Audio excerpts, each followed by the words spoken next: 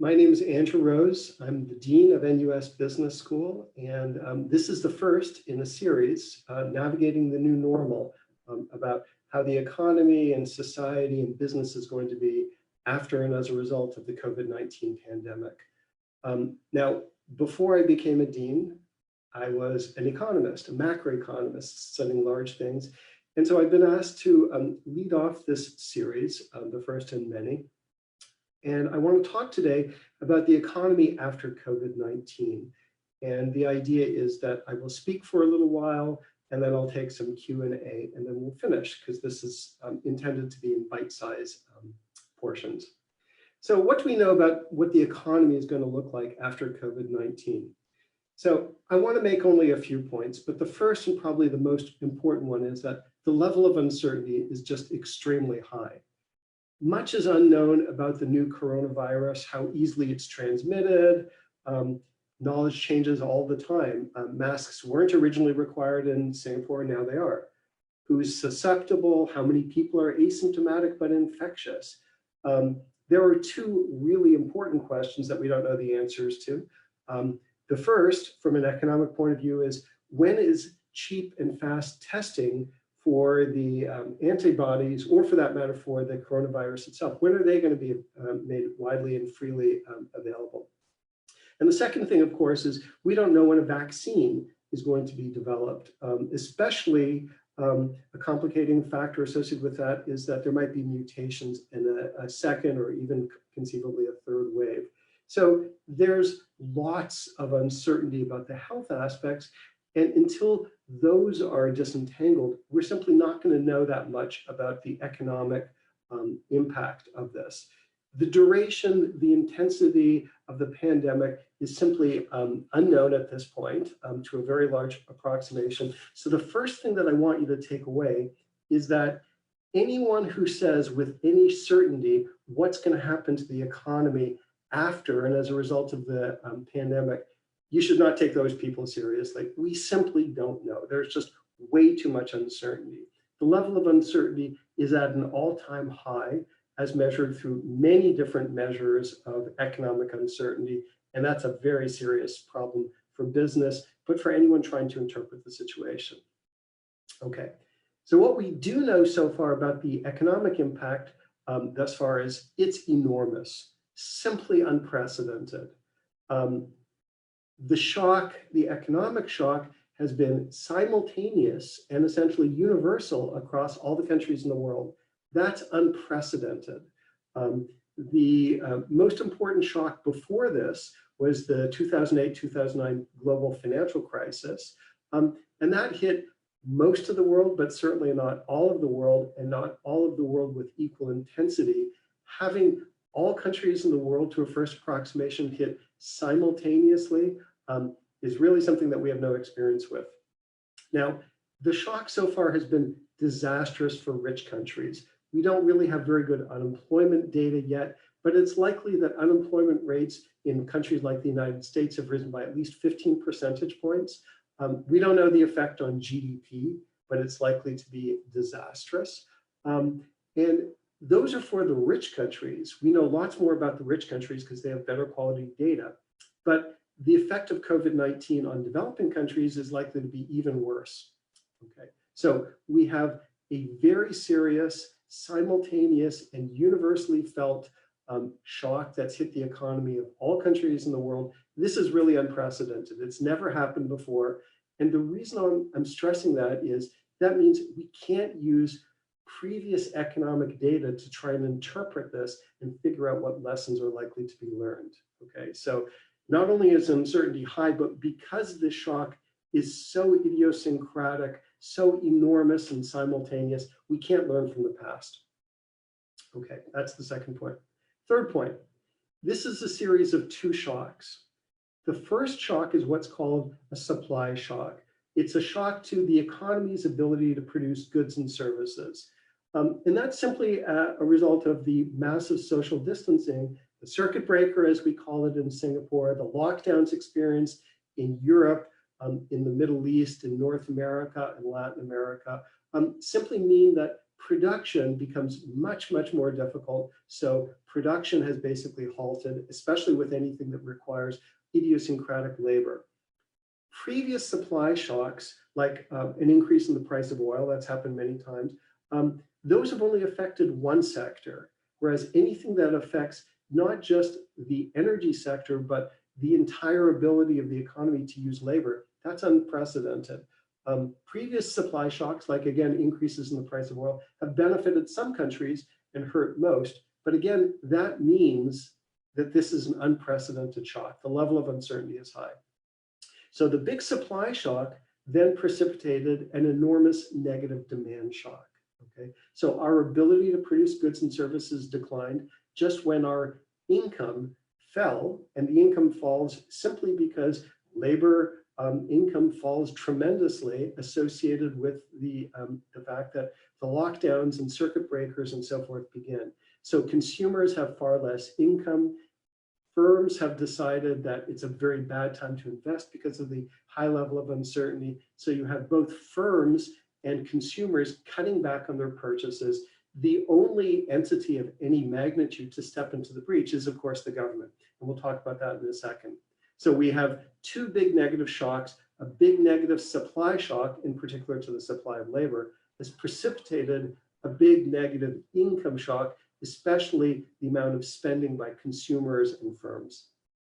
Okay, so the policy response, however, is important, especially in understanding the economic impact. So governments all over the world, but especially in a place like Singapore, which is well run and very aggressive, governments in rich countries all around the world have been very aggressive to try and maintain demand. All of them have launched support programs. Some are enormous. Singapore's is amongst the very largest. The United States is also very large. European ones tend to have been smaller because the social safety net is disproportionately higher in a place like Europe, either France or Germany, Italy or Spain, any of those, than either in Asia or North America. But the support programs all around the world have been very expensive and very large. So we have governments supporting people through unemployment and direct payments and so forth, and also firms, okay? Just when tax revenues associated with labor income have fallen. So government deficits, which were non-trivial beforehand, but manageable, have exploded.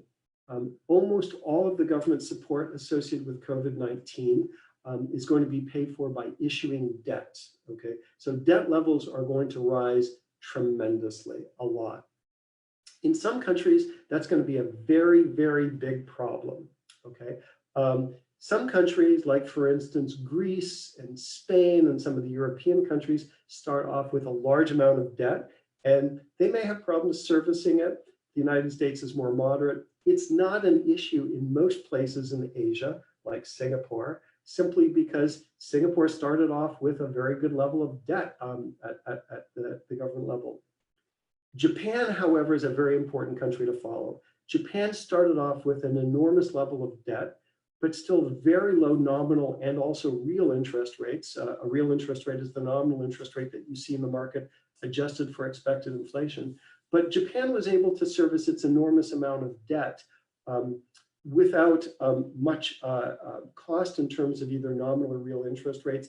And that's a very important thing because it indicates that there's a very serious possibility that countries all over the world are going to be able to issue this debt to finance their government support programs at very low cost. Okay, which brings me to the next point, monetary issues. Should you worry about inflation? Well, at this point, no one, to a first approximation, is worried about inflation. People have been worried about deflation for the last decade or so, and there's every reason to believe that that's going to continue. Certainly, the financial markets are predicting very low inflation and sometimes deflation. Inflation came into this very low. The markets aren't expecting it. And central banks all around the world are targeting very low inflation. So I think that inflation as a result of the debt issuance is just not a serious problem, certainly for the foreseeable future. That is one of the very few things that's good in terms of the purely economic impact.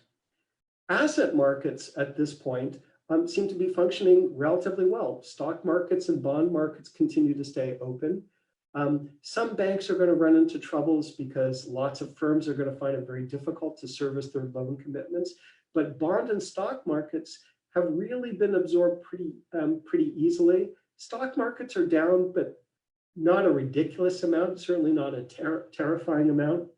And there's no sign of disorder on financial markets, on exchange markets, on stock markets or bond markets. So asset markets seem to be functioning well so far.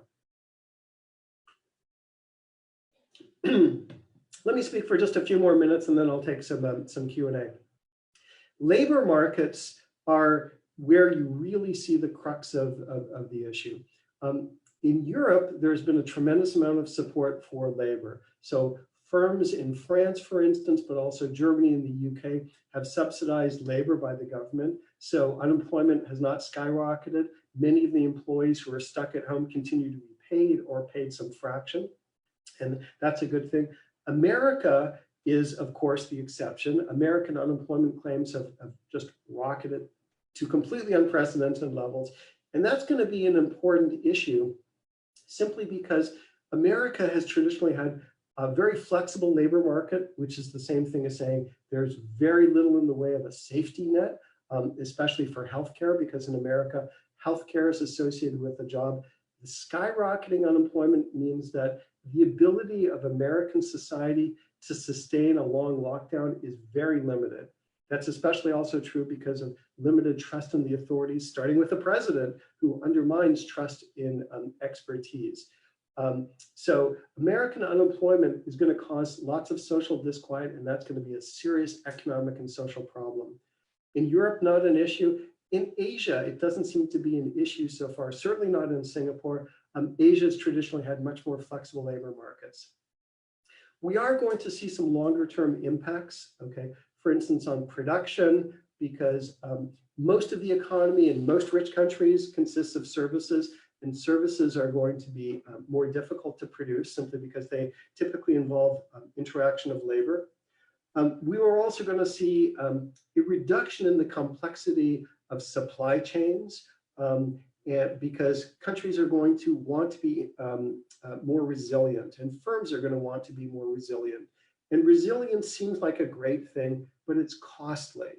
To protect yourself requires resources. It means that you hoard inventories and you go for more expensive local inputs rather than cheaper foreign ones. And so the economy is going to be less productive as a result of increased resiliency. And everywhere in the world, that's going to be exacerbated by a decline in the number of small firms. In terms of the industrial structure, the smallest firms are the most vulnerable firms in the economy, always and everywhere. Small firms are much more likely to fail. Now, I haven't touched at this point on international trade. To some extent, that's going to be covered by Alex Capri, my colleague who's going to be speaking next Monday at 1 o'clock on global supply chains. But I'm happy to take questions about international trade. But let me pause and read the chat and see if there are any comments that I should be addressing. So let me just take a short breather. Okay. So one of the questions is, and I'll read it out loud, wouldn't the danger of simply handing cash to consumers be that they could just squirrel away those that cash and not spend it on consumption? And of course, that is a completely legitimate fear, a very serious fear, that during bad times and times of serious uncertainty, people tend to save and not spend. To some extent, that's a completely reasonable point of view. From the individual's point of view, it's rational. From the economy's point of view as a whole, it is, of course, deflationary and a bad thing. There's nothing to be done, but that's the reason why most societies don't simply hand out large amounts of cash to everyone. They have targeted subsidies and targeted support to the most worthy, the most deserving, and typically the poorest members of society who are much more likely to spend large fractions. And that's the reason why you don't see universal income coming out of this. How would the economy start after months of lockdown? How do you restart it? Well, in Singapore, that's a relatively easy question to answer simply because the lockdown took place in stages. So for instance, at the university, we started off with just taking temperatures twice a day. Then we reduced the number of large lectures so that you couldn't be in a lecture of more than 50 people. Then it was reduced down to 25 people maximum in a lecture. Then lectures face-to-face were completely eliminated and we went to electronic learning. Similarly, the use of masks and social distancing has increased. What I imagine when the lockdown relaxes is we'll simply do all of these things in reverse. So first of all, it might be the case that the amount of social distancing is reduced somewhat. Secondly, there might be widespread testing for COVID antibodies. Stores can be reopened in phases, and throughout, I'm sure that the authorities are going to be monitoring the situation very carefully and seeing. And here's an advantage of being in a small country like Singapore. You can follow the lead from other countries that are reopening in a more aggressive fashion. So in the United States, the decision to lock down an economy is done at the state level. There are 50 different states. So each state is going to be monitoring the performance of other states and seeing the advantages and disadvantages of relaxing restrictions one by one. Do I think that the stock market is holding up well now because countries' financial reports have not been reported? No, I don't think that's the reason why the stock market has held up relatively well. Stock markets are designed to be forward-looking entities, and they really should only function, if they function well, in response to news. News is the difference between an actual, for instance, profit report and what the market expects it. The stock market plunged when the stock market realized that there was a non-trivial chance of a big meltdown in the real economy. And that's the reason why stock markets typically fall very quickly, but they've taken into account their best approximation about what financial report they expect to see. And that's true of asset markets everywhere. They're only supposed to be responding, and they typically only respond in reaction to news. And if the news is good, they go up, even if we're still in the pandemic. Okay. Next question. What does debt mean to the United States when they can just print the United States dollars without restriction? Well, the United States Treasury can print US dollar Treasury bonds without restriction, but they have to make sure that they're bought by the rest of the world. The United States is probably the only country in the world where treasuries are absorbed to a first approximation without limit. But there is a limit. If the United States prints too many, sooner or later there would be inflation. Inflation, big inflations in the past, have always historically taken place after wars. Now, if you think of the pandemic as a war, then you really should be worried about inflation. However, most of us think that it's going to be a relatively transitory thing. I know it seems at this point in Singapore like it's gone on forever, and we're only 2 weeks into our 8-week circuit breaker, but it won't go on forever. And eventually, the printing of the debt will stop because we won't need more subsidies. And at this point, again, coming into the crisis, the problem in the United States and around the world was excessively low inflation. To tell you the truth, a little bit of inflation so that it gets up to say 2 or 3% would not be the end of the world. Central banks everywhere would be relatively happy. So I really feel like the one thing that we shouldn't worry about is the debt level. Okay, what will be the impact when countries start to bring back their key manufacturing, as Japan is doing? Well, if they can bring back manufacturing and more generally services, okay, because of course, services are much more important to a modern economy like Singapore or Japan than manufacturing, everyone will be happy. The big question is, can you bring back these sectors without widespread second waves of the pandemic? If that happens, countries are going to have to go into lockdown again, and we might get a sawtooth pattern. That's the reason why I think the Singaporean authorities have been very conservative and probably appropriately so. But if, for instance, it turns out that a much higher fraction of the populace has already been infected by COVID-19 and is asymptomatic, and this turns out to be a smaller deal because it's more widespread than we think, then the economy will come back relatively quickly. I sort of hope that's the case. I don't think it is, but I'm not an expert in medicine or epidemiology. Okay. What do I think of the labor markets in Asia, particularly countries in Southern Asia like India, Bangladesh, and so forth? They're in very serious crisis mode because their first worry, and appropriately so, is the pandemic. You always worry about loss of life first. From a social point of view, that of course is the right thing. But from a purely economic point of view, people are really valuable tools of production. And so removing a lockdown or a circuit breaker or a shutdown of any sort doesn't make social sense, but it also doesn't make economic sense, because if there's lots of fear precipitated and uncertainty and people go back into hibernation because they're terrified of working, that's bad for the economy. And of course, when you lose a person, you lose their ability to produce goods and services for the rest of the world. So South Asia, like much of the world, but even more so, South Asia is in lockdown now, and I think it has to be until we find out far more about the pandemic. And in particular, we have much better testing facilities, especially for the coronavirus itself, but also for antibodies. What will be the new normal associated with business travel? Here, one simply doesn't know. Lots of people are using Zoom and Microsoft Teams and so forth, and they're functioning okay. But I think most of us think, oh my God, they're so much worse than face-to-face. And I would assume that some small amount of substitution would take place and that there would be a little bit less business travel.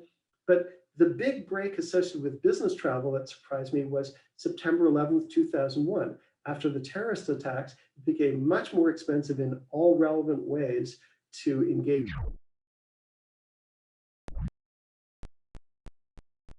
Booming back, even though it was much more difficult and expensive to do. Perhaps the technology is at the point now that we think that we can do without business travel, but I really don't think so. Will we see companies decentralizing into more country-specific operations? I think that's likely.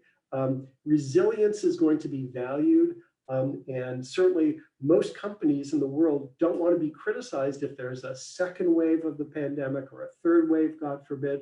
So we're going to see more focus on resilience at the expense of profits, and more nationalism as a result. And that's a sort of scary thing, but there it is. What will be the new landscape of international trade? Certainly, international trade has been, the level of integration of international trade everywhere in the world has been falling ever since the global financial crisis, but particularly since Donald Trump became president. There's more nationalism in most places in the world, and that's showing up as more expensive and shorter supply chains, fewer trade, smaller amount of trade and intermediate inputs, which shows up as more expensive goods and services and lower profits, higher prices. And there's every reason to believe that that's going to continue. That's going to be bad, particularly for countries in East Asia, but more generally for consumers and investors all over the world. There's really not that much to be done associated with that. Deglobalization, which has been going on for a while, is simply going to be exacerbated by the current situation. Okay, let me take just another couple of questions, and because I want to close up in a timely fashion. What are the leading indicators that one should focus on to come from China as we expect China to lead the recovery? Well, when all is said and done, we really want to learn from China about how it's responding to the pandemic in terms of its public health aspects. If they can keep the COVID-19 cases under control and slowly return the economy to normalcy, that will be an excellent lesson for the entire world to learn. It's sort of a scary lesson as far as I'm concerned from a geopolitical point of view, because as a citizen of the West, I don't really want China to be the model, because China clearly suppressed valuable information at the beginning of the outbreak and was completely authoritarian, in cracking down and restricting the pandemic. And I don't really want that to be the model for how economies respond in the future. But on the other hand, the United States has completely given up its situation of global leadership. And I certainly understand that nobody wants to follow the lead of Donald Trump. Okay, last question. What do you think about the United States responding to China's rise by restricting trade through tariffs and ignoring world trade bodies? I'm a serious international trade economist. I think Trump's trade policy is ludicrous. It's very negative for the interests of American consumers and firms, let alone foreigners. I guess the last thing I will say is I decided to come to Singapore, a decision I'm very happy with, especially right now. As soon as I heard that Donald Trump had been elected president, within 5 minutes, I sent an email to Singapore saying I was ready to leave. Okay, so let me finish up at that point. I thank you for your questions and for your interest. And again, the next one in this series is next Monday, same time, 1 o'clock, same place. Alex Capri is going to be talking about global value chains and the effect of the pandemic on them. Thank you for listening and thank you for interacting. I look forward to more interaction with you. Bye-bye.